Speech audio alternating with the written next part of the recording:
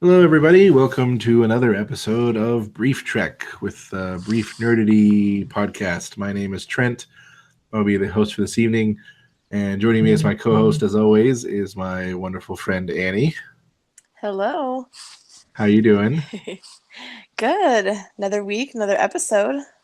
Are you able to even right now? I'm able to even more this week than I was before. This week, for whatever reason, did not punch me in the face like the other episodes did as we watched it. That's very true.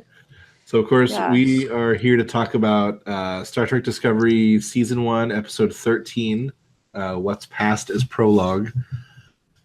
Holy crap. Another excellent episode. Good. So I feel like we got a few questions answered at the beginning about the mycelial network. Yeah, they did delve into that, which I thought was really good because I had lots of questions. Yeah, so their drive is working. They have spores left, but the crop is Yeah. dead. So they're limited in the number of jumps they can make. It was like, last jump, that's it. Pretty much. Although starting at the very beginning, it was crazy when he was getting all of his people out.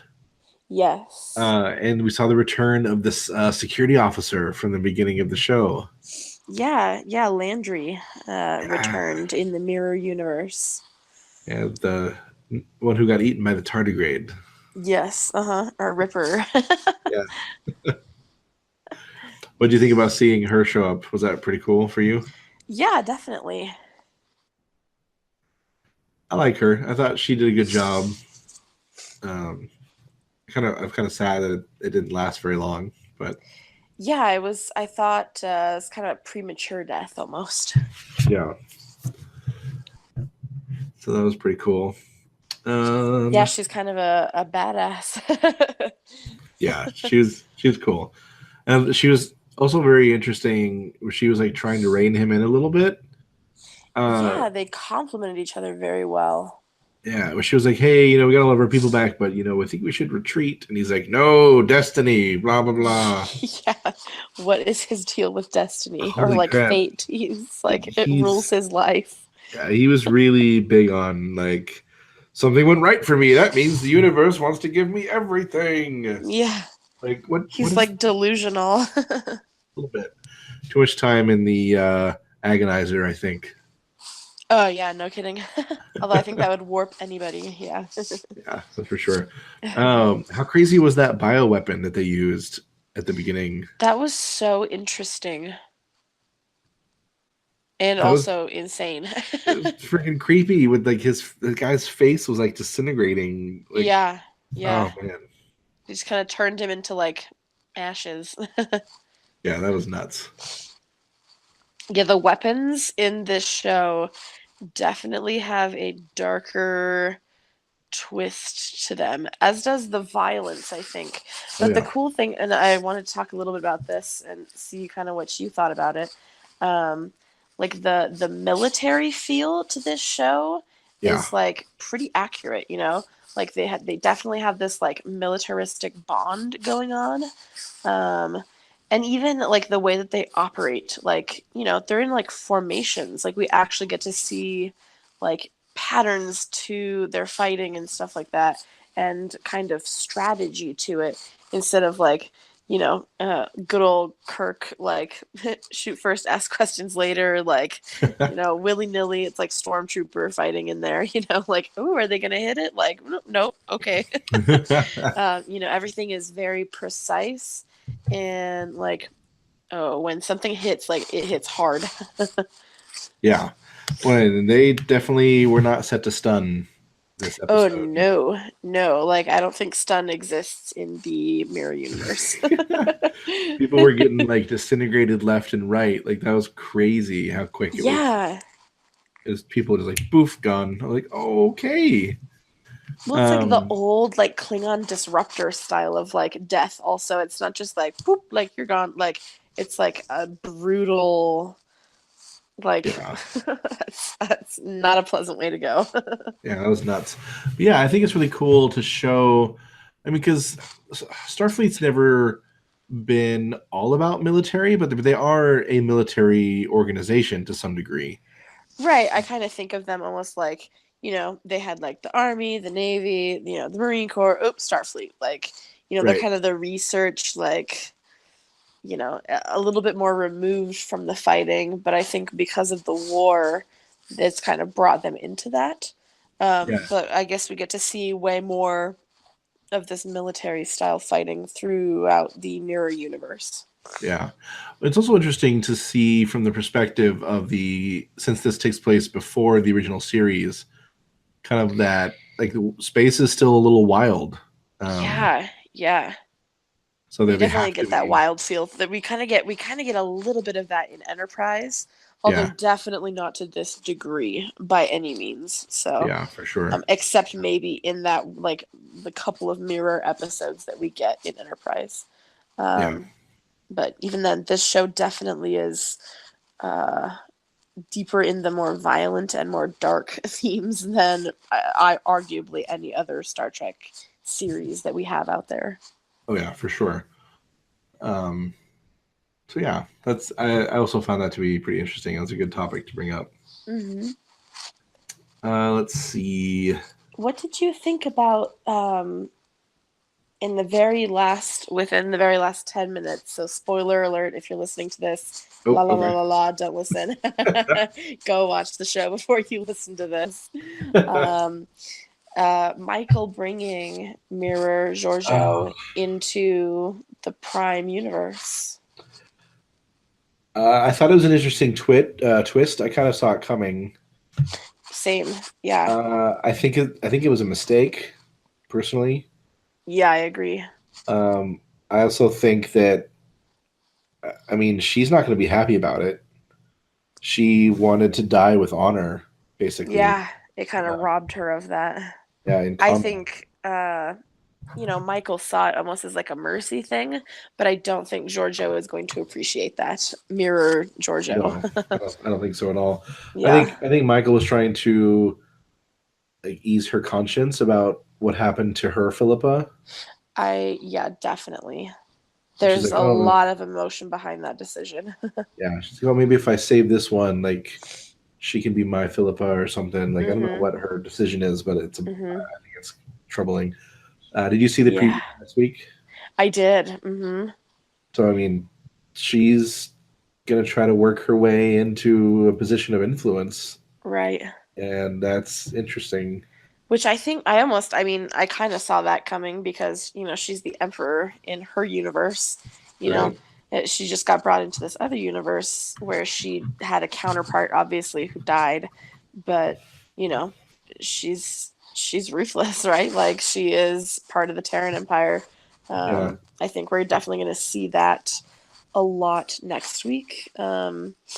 throughout the battles and things like that are going to happen inevitably. So, So what do you um, think of like how does she treated when she goes to the other side? Like is she a war criminal? Is she because the Federation's laws don't exist in that other universe. So, like what's the moral or legal standing?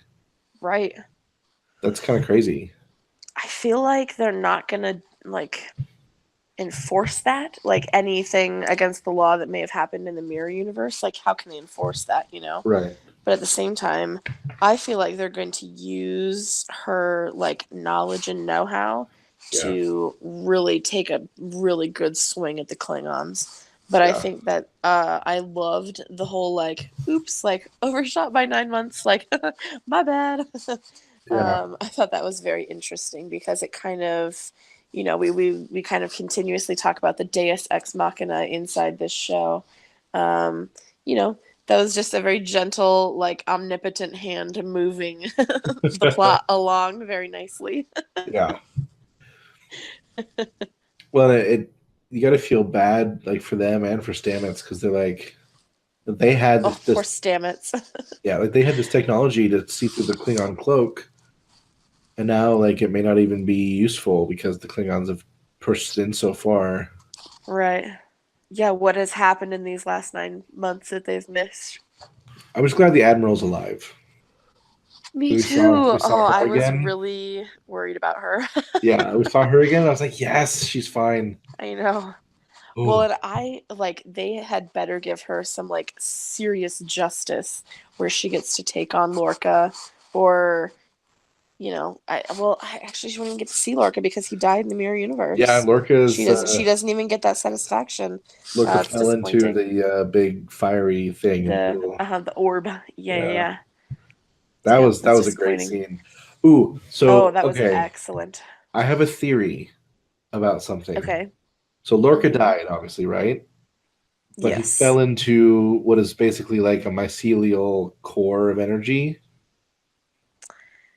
Do you think we'll ever see Yes. him back as a villain in the future? Like he comes out of the network or something, like as like Ooh. this like spore reborn thing? Um, I'm not sure Or if is that I like a mean little like is that like too that would much? be very interesting because I mean we saw Stamets made it out when we didn't think he was going to make it out. Right? um, I would be very interested if I would say if somehow Hugh Culber comes back like fully instead of just in Oh, Stamets' imagination. If Culber comes back fully, then I think Lorca could come back fully. yeah. Um, I'm so sad about Homer I know. still. I have like legit like residual sadness about this. Like yeah, just hearing his name, like my heart hurts. Like see him I again know. today, I and know. he's like just follow the music. I was like, oh, I know. I'll follow One the of the most music. like gentle characters, where you so used to having these like not like crotchety doctors, but like they definitely are, you know, almost like Like gruff. stern, Like, McCoy is kind of uh he's grouchy. Same thing right? occasionally with the doctor from Voyager, right? Yep. Bashir is kind of that lovesick, he's he's kind of an anomaly. Dr. Crusher is kind of no nonsense at the same time too. This is Yeah. when we really get to see someone who has just an incredible bedside manner, and like I'm just sad that that's gone because I thought that was really special. Yeah. That they would pick someone with those characteristics and um, like personality traits to be a doctor because it's so perfect. Yeah. I feel. Yeah. If he doesn't come back, I'm really gonna miss him, and I'm curious I what they do know. next. Me too. So, going back a little bit, when they figured out how to destroy the core that was poisoning the network, and then Yes. they're like, "Oh crap, we're gonna die" or whatever. Like, there's no way out of this thing. And Saru gives his speech. I thought that was so great. Oh, I loved his speech. It was so perfect. I got serious chills when he was talking. I was like, "You are such a Same. good captain." Yeah.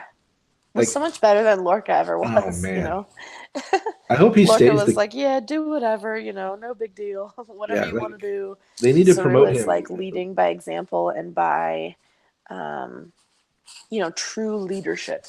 Yeah, And I like seeing that from him. yeah. They need to make him the captain and just make that permanent. And then I he hope can he stays captain for a long time. yeah, and he can name Burnham as his first officer. Exactly. Do you think he will though? I don't know. I loved. Like, Did you? has she earned it, I don't know if in Saru's she. eyes? Yeah, I don't know if he feels um, that she deserves to be a Starfleet officer again. But did you catch like when they were basically saying their goodbyes? He called her my friend. Mm-hmm. That was so like touching. I was like, oh, he hated Yeah. her at the beginning, Oh my gosh. Yeah, no and joke. he has so much respect for her now, and like vice Mm-hmm. versa. And I loved that realization. And like Uh-huh. whoever is playing Saru is just doing a phenomenal job. That's Doug Jones. Nice. Yeah, he's excellent. He is stealing the show. Like deserves Emmys and like all kinds of stuff. Yeah, Uh, I totally agree. I think one thing that's really cool, I mean, originally I was like, oh, Mirror Universe? Like, okay then. Um, and I was kind of unsure about the concept just because it is such a dark, corner of the Star Trek universe. But yeah, I like that we've gotten to see a lot of the inner workings of the crew and a lot of personality traits that they don't get. I mean, it doesn't get a lot of airtime. You know, Tilly is really confident as, you know, Captain Killy, and Right. we get to see the like fierce loyalty of Burnham. We get Saru's confidence and excellence as a leader, even though he's making some really hard decisions and stuff that could have significant impact on the lives of his crew and stuff. Um, I just like that we've gotten to see that. I appreciate that about the mirror universe, because I think it can be really easy to just, you know, go off the deep end, and nobody really did. So I like that. Yeah. Something else I've really been enjoying is like they're not the main characters, but like the bridge crew is very recurring. Yeah, The bridge officers on Discovery, and like their moment this week was so cool. Like when they all agreed. did that whole thing to like take out the core and like Hmm. everything. Oh man, it was like I literally was cheering like out loud. Yeah. Like, yes, yes! Like it was so much fun to watch because it was like finally Discovery is like really getting to do its thing again. Like they're not Yeah. hiding and they're taking on the bad guys and like they fly into the like the core of the ship and like shoot Right. like the noise for the photon torpedoes Oh, it was was so good. it's the right noise again. Like Uh huh. Uh it's huh. that classic like the sound engineers have just been so good. There have been so many sounds that are like original series if you really listen hard for it. Oh yeah. Like anytime they're on the, you know, the monitor or anything, you kind of get that like doo doo doo kind of sound Yes. from the original series. Like they have a lot of original sounds happening in there, which I love. They're like little Easter eggs to find those or listen to those. So good job, sound engineers. Oh, that's amazing. Hmm. So yeah, I loved that whole sequence was fantastic. Like shooting the torpedoes into the core and like riding out the shockwave and like It had a very Star Trek feel to it. yes, it was so Star Trek and it was so Hmm. epic and like the Hmm. graphics were incredible. And like Yeah. I felt nervous. Like obviously I didn't think they were all gonna Yeah. die or anything, but at the same time, it's like how much damage is this gonna do? Are they gonna get Right. home? Like, are they gonna be stuck in the mirror universe or not? Like Yeah. there were so many cool ways that could have gone. So I was very impressed by that. Yeah, they did a great job with that sequence. And I, honestly, like my breath was like in my throat when Stamets is like, I can't find the way. I'm like, Oh, I oh know. God, we're gonna be lost forever. Like, oh my gosh. And then they had that And then amazing scene that with Culber that we already yeah, talked about. Oh, yeah. Just yeah, kind of that leading him out of there, which was great. the clearing in the forest. I'm like, oh, Hmm. So much of the like artistry of Star Trek Discovery is them weaving things that have been said in like older episodes into the newer episode. So yeah, something we saw 3 weeks ago finally makes sense after, you know, today's episode. right. I And love I that. think that's really cool. Yeah, this is going to be one that is going to be a lot of fun to watch over and over and over again. Yeah, I can't wait to do a second watch to see all the Mm-hmm. breadcrumbs and the Easter eggs and everything. Um, so that's really cool. Um, Yeah.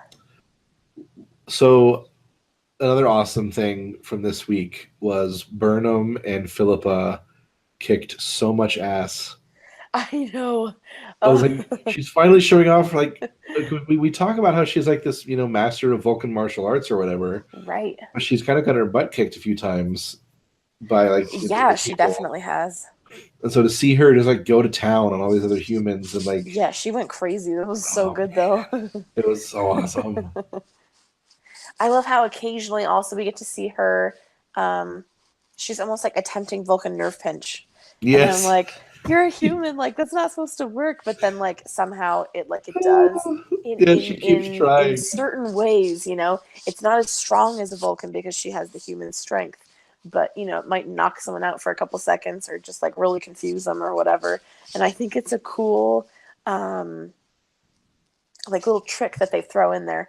And you can tell, like, you know, it's a lot of the reasons why she does get her ass kicked sometimes. Her fighting is very logical, And so sometimes someone just throws something like, desperation out of like left field, and that's usually what takes her down, is something just unexpected, Yeah. because they're not fighting logically. And so it's very interesting. But she's obviously immensely skilled. In fact, the choreography of the throne room scene between Landry and Burnham and Oh, Lorca and Giorgio was almost like a dance to me. Being a dancer, I could see the grace of the choreography, and that was so impressive. They made it look absolutely effortless, which, if it looks effortless, it was really, really hard. So that's mad awesome. props to everybody. Yeah, it was an excellent, excellent scene. Yeah, I was super impressed the whole time. Just, so good. Um, so we obviously know, because we talked about how she didn't actually sacrifice herself because Burnham rescued her, but Right. that scene where she like hands her the communicator or whatever and says like tells her to go. That was very Um, touching. it was very touching, and I was surprised, but at the same time, like it made sense for the character. Yeah. She's like, I still have love, for my Michael Burnham. Um, I'm a dethroned emperor. I have no future here, Right. Right. so I'm gonna hold them off for you. Yeah. Oh, it was so I cool. loved when she was like, it was almost like I had her back here, like with me. Yes, I was like, okay, don't cry. right. um, And I love how they actually made me feel for like this crazy Terran emperor, like who yeah. puts people to death and eats Kelpians, and like Yeah. it's like they do a really good job of making you feel, like and identify with everybody on every side. Hmm. And Yeah, absolutely. I like that with their villains so far. With everybody from Mud to the Klingons to Lorca to Philippa. Hmm. I think to think about it now, we've had so many villains already. I know, like the whole mirror universe is basically Yeah, a universe of villains, or like selfish people, which we're not really used to seeing that from anyone associated with what we feel is Starfleet, right? Like they're these selfless, ooh, I'll sacrifice myself for the needs of the many because the needs of the many outweigh the needs of the few, or anything. Like anytime anyone needs something like that, Starfleet officer is there to give. And I like that Burnham pointed that out. Like she's like, Lorca, like if you had just said like I need to get back to yeah, my own universe, we would have helped you, but you had to do all of this instead of yep. just asking. And I thought that was also like a pretty powerful moment because she's basically taking Lorca's power away from him. um, and I thought that was pretty cool. Yeah. I love that line. She's like, "We would have helped you if you just asked." Like that's what it Yeah. means to be like Starfleet or the Federation. Uh-huh. And I was Uh-huh. like, "That's so cool." Yeah. And it's interesting. Like there were some really good discussions in this episode about the Federation, and in the past episodes too, about how like Lorca called it a social experiment doomed to fail.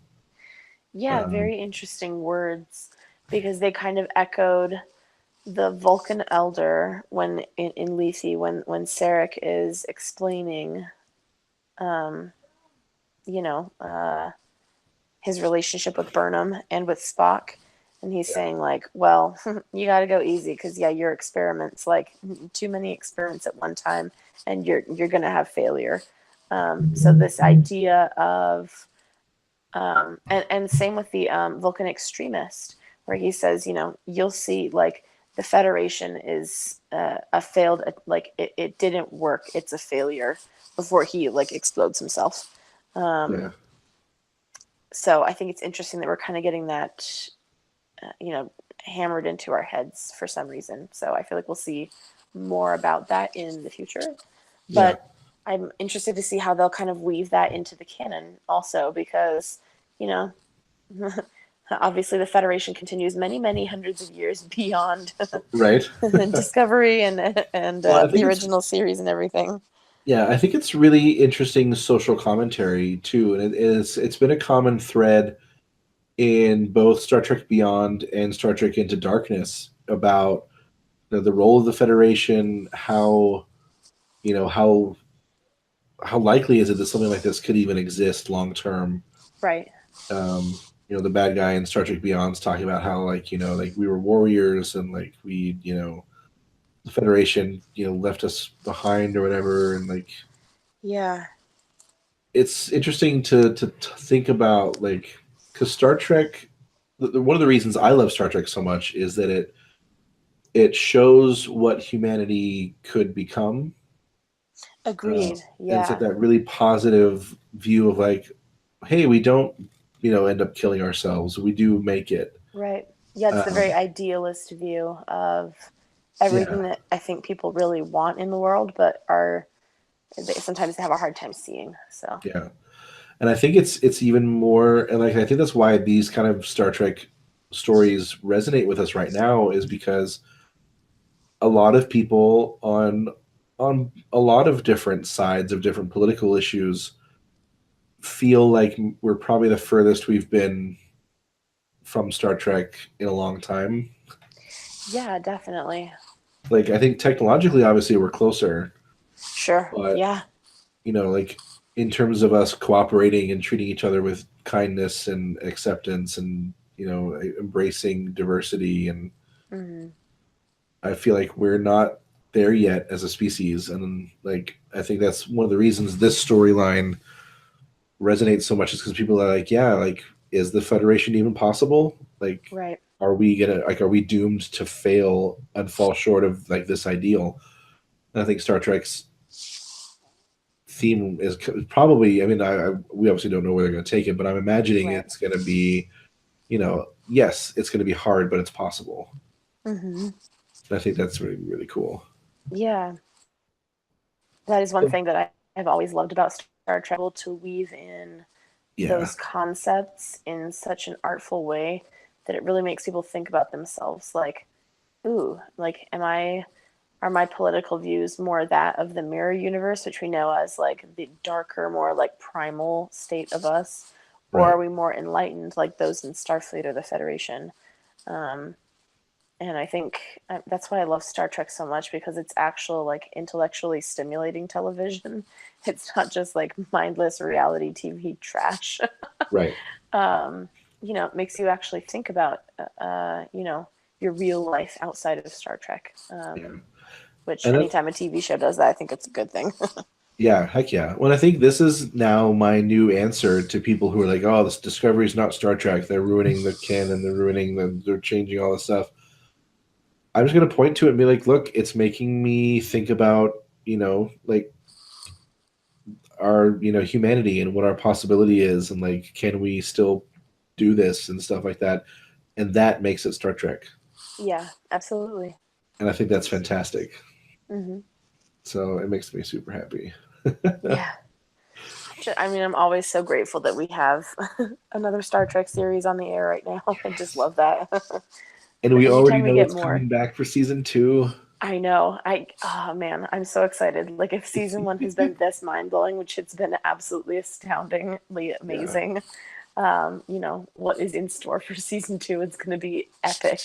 Oh man, I can't even imagine. I'm so excited. They have so many cool characters to develop. There's so many new directions they could go. Um, a couple of things real quick. There was a lot of references in this episode about no-win scenarios. It almost got to the point where they referenced it too many times. Yeah. I Well, was like, I that's get why it.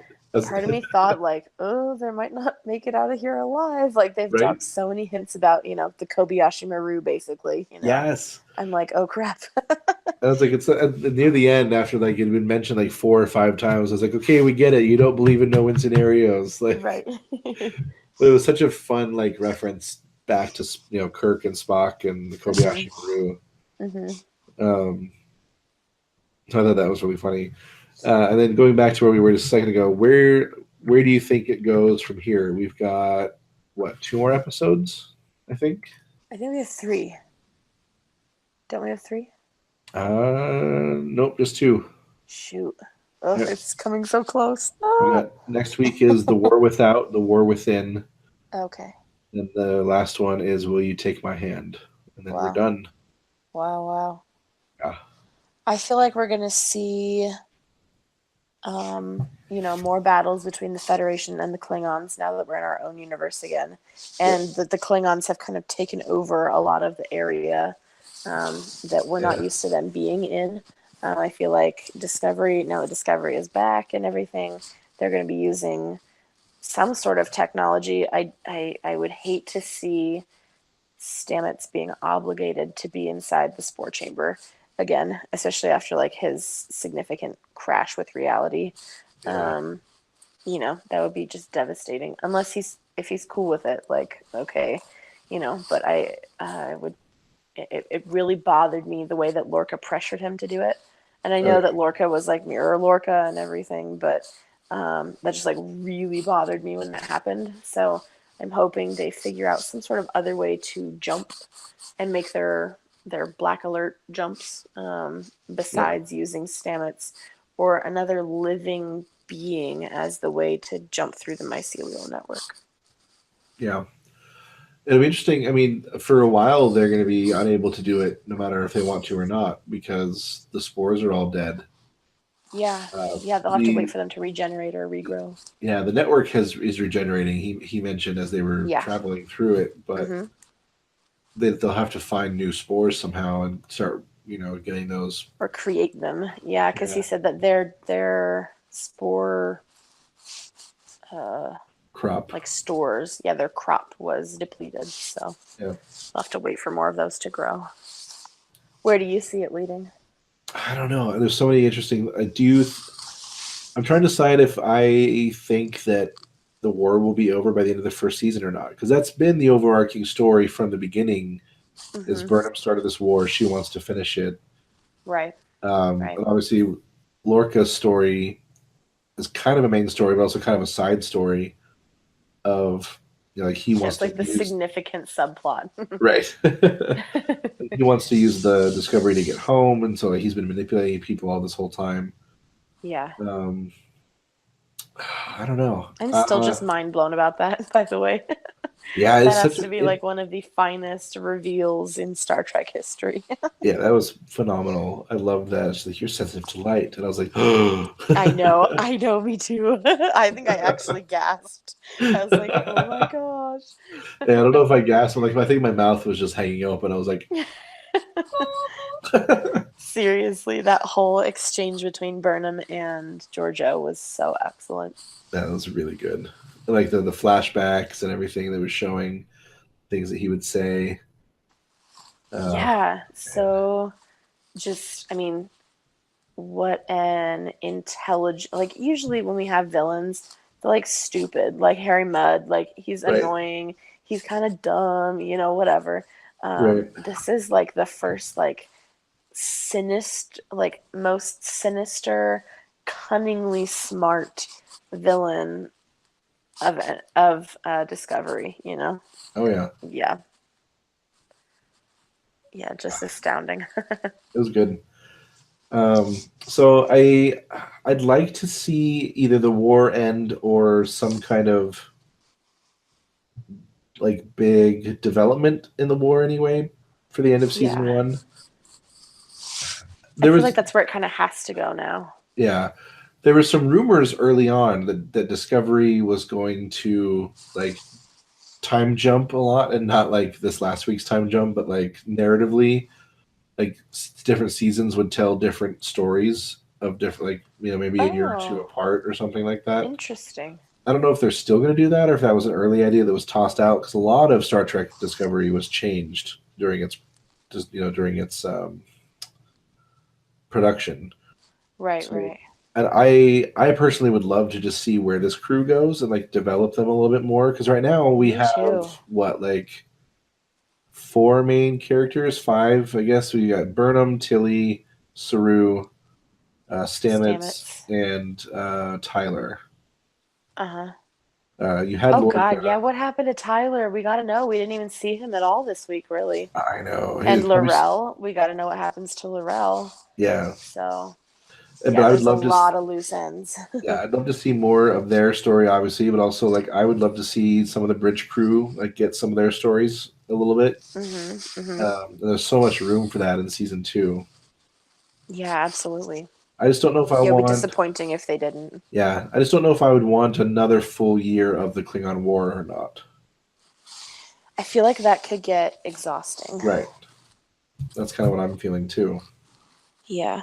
I would love Because to. it already feels kind of exhausting. Yeah, exactly. Like it's been a really great season and a lot of really great intrigue and great twists and stuff. But I also would love to see them get back to a little bit of like discovery, like going, Yeah, I totally agree. yeah, like doing a little bit of Beaming down to exploration. planets, seeing what's on this planet. Who are these people? Like, do they need Yeah, help? Oh, the typical Star Trek stuff. yeah, for sure. So hopefully we'll get a little bit of that. So I mean, and obviously they've given me no reason at this point to not trust them. So I feel like whatever they do, Oh yeah, they've done an amazing job. yeah. So I'm just excited and happy that like I know that I'm guaranteed to have the rest of this season and a whole nother season. It's just super exciting. Yeah, absolutely. I know. I can't wait to see kind of where they go with the war, and like with these people from the Mirror Universe. What are they gonna do with Mirror Georgiou? What's she gonna be Oh up to? Are man, yeah, they gonna put her to work? Are they gonna? I mean, she's there now, so yeah, it'll be interesting to see where they go with her.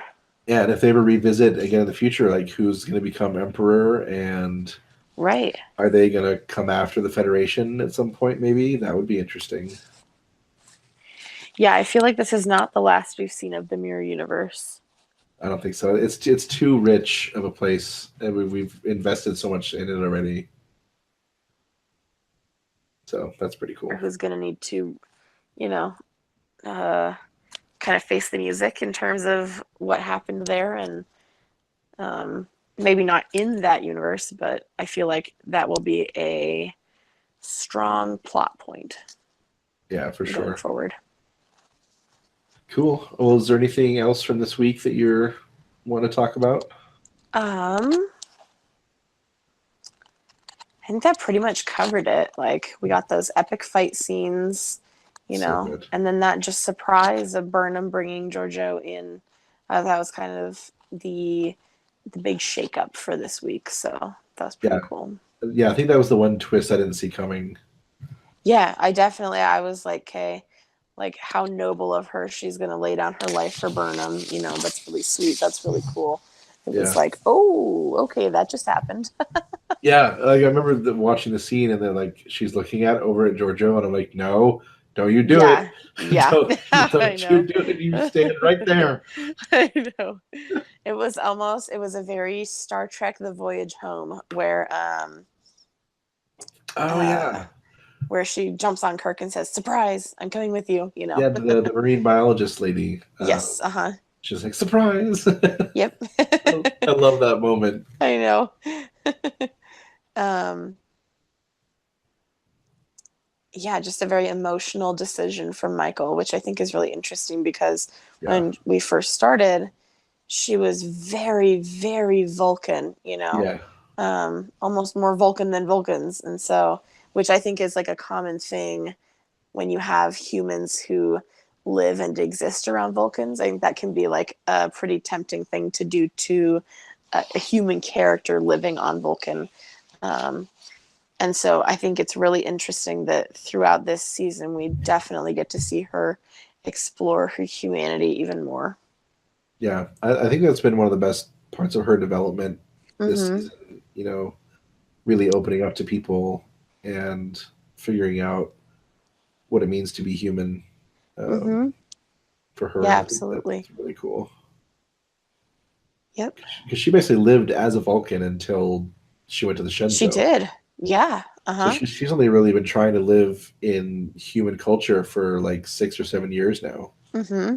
So that's pretty Yeah, crazy. because she was even when she joined Starfleet, it seemed like she was trying to get on um what was the name of this ship? Sarek mentioned it in that one episode. The Intrepid.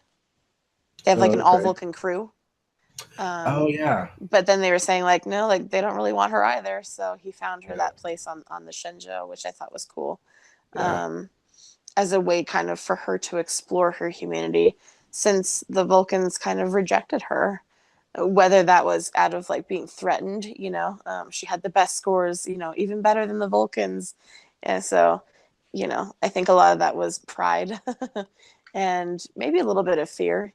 She kind of Yeah. outclassed them, and they're supposed to be like the smarter, stronger, like human, but better in every way kind of Right. race. And so, we have brilliant Spock and then brilliant Burnham.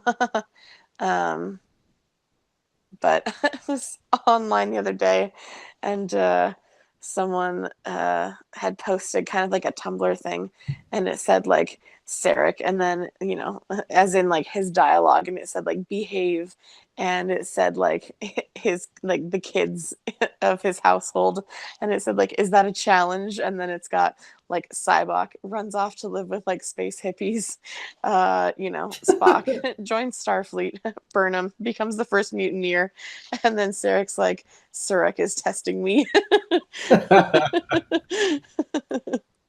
That's But awesome. so you have to kind of wonder if like all of Vulcan thought that like his family was just like a total crap show. I had totally forgotten about Cybok.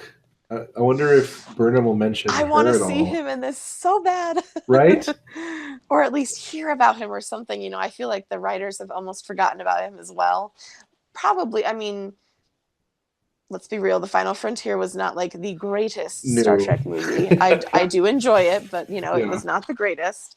And so I wonder if they're kind of, I mean, they can't leave him out. He is definitely a part of the canon, so they kind of have to address that, it's true. because we've heard about Spock a little bit indirectly, but we have heard nothing about Cybok, and so that would be very interesting.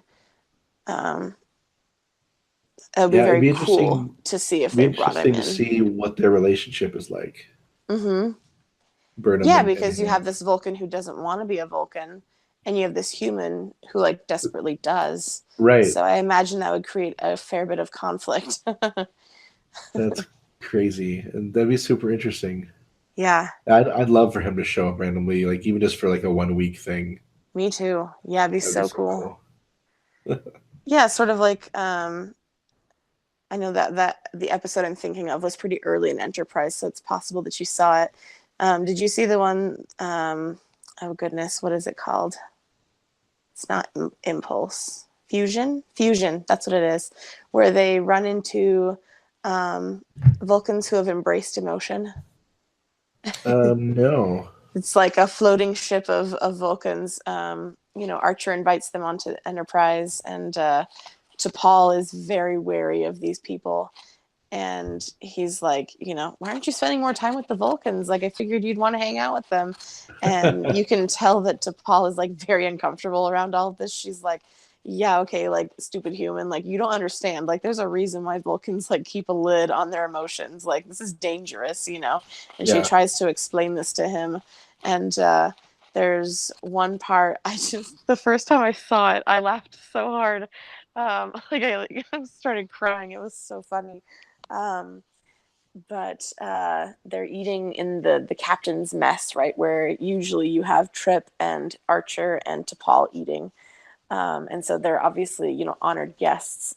And Archer has the cook make chicken marsala. And the captain, he's like, oh, we've got some vegetables, like here's your food kind of. And they gave him, a vegetarian meal, as, any normal person would for a Vulcan or whatever.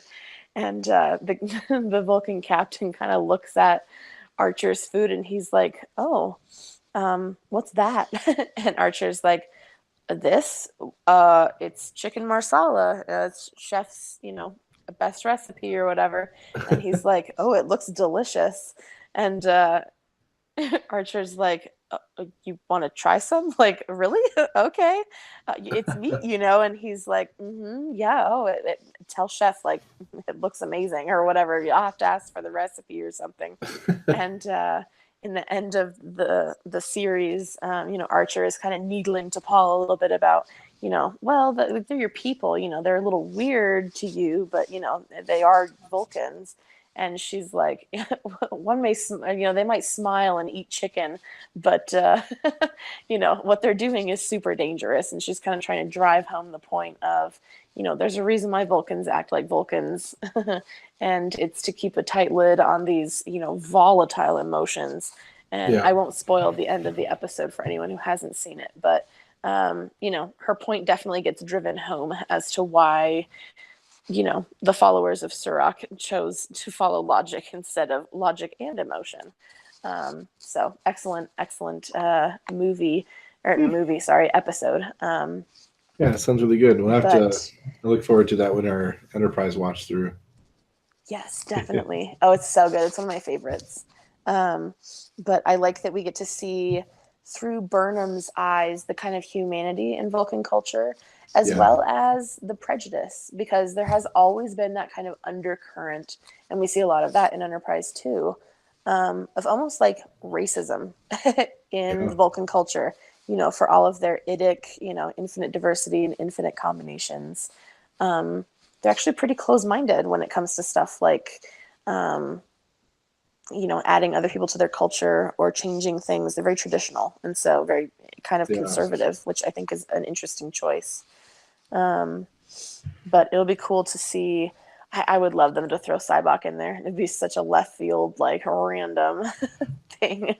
And they said they wouldn't do Spock, but they never said no Cybok. So I can hold out hope. That would be super awesome. Yeah. All right. Well, we will have to just wait and see. I think that this is a good place for us to wrap up for this week. Yeah, it pretty much covered it. Yeah. So I'd like to thank everybody for joining Annie and I for another episode of Brief Trek. Thank you. Feel free to leave us some comments or go over to our Facebook page and let us know what you're thinking about our discussions here. And we will leave you now and see you for another episode this coming Sunday for the second to last episode of Discovery. So it's exciting. So have a good night, everybody. Bye.